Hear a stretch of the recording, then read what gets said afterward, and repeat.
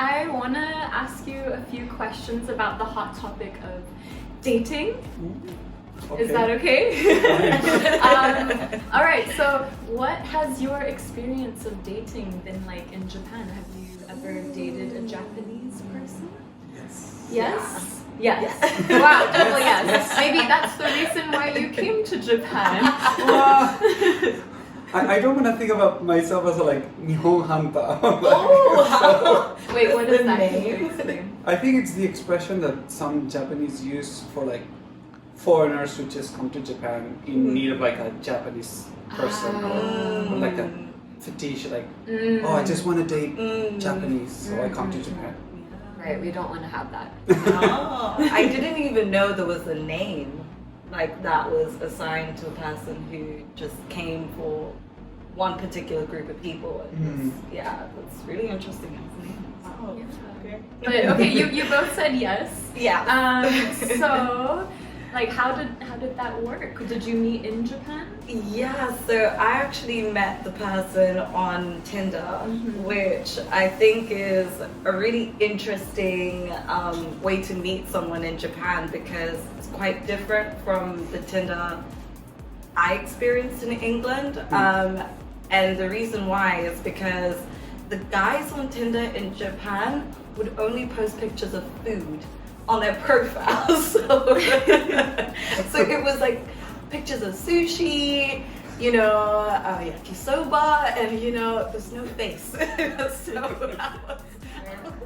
Okay, well, how about you, Pablo? I think for me, especially at the beginning when I came 4 years ago, I was also in the countryside, and because I'm gay, it's a different game in Japan because not a lot of people are out. There's a lot of controversy with the topic right now. So most people don't, unless you go to Nichome, to the clubbing area, they don't go around with the flag hey, I'm a candidate for you to. Yeah. So I also use Tinder, and I'm currently in a relationship with a Japanese man. Okay. And I'm a little bit ashamed to say that our first date was at Disneyland. No, that's so cute. In Japan, there is this thing called kokuhaku. I'm not sure if you guys are aware of it, where the person has to confess their feelings in order for it to become official. So that's obviously very different from Western dating styles. So did this happen to you when you were in Japan? Kokuhaku or confession? How about you? Did your boyfriend kokuhaku to you or did you to him? I think because Spain is completely opposite. It's first you feel, then you think. So, and also I was raised in a family that my mom would always say, if you have something nice to say about someone, say it. Because they might have a bad day and that will be the little tiny spark of someone told me something nice, so it makes my day. So I was just every day oh no, it's nice going around with you, and giving some clues, and then third, fourth week is okay, I'm a Spanish. We need to know what is this? What are we? Are we dating? It's do we have freedom to go around?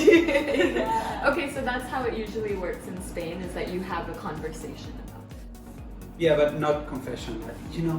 I love you. I'll give you my second button. It's not that cheesy. No, but I think that's really good. That just be honest and put your feelings out there first, and then people will take it or leave it. But I think I'm gearing towards your direction now. Come to the Spanish side. Come to the Spanish side. Yeah, but I get it. I mean, we're human, and it's not our first relationship. We've been hurt, we've been deceived, we've been up and down. So it's very hard to give yourself as who you are in a society that now is more of this is how you're supposed to be. Yeah. This is how you're supposed to look. If you're a little bit different,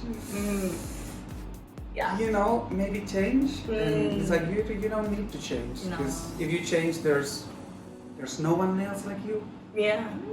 You person. Behind the camera, you. Thank you guys for watching. Be sure to click subscribe down below. 見てくれてありがとうございます。ぜひ登録してくださいね。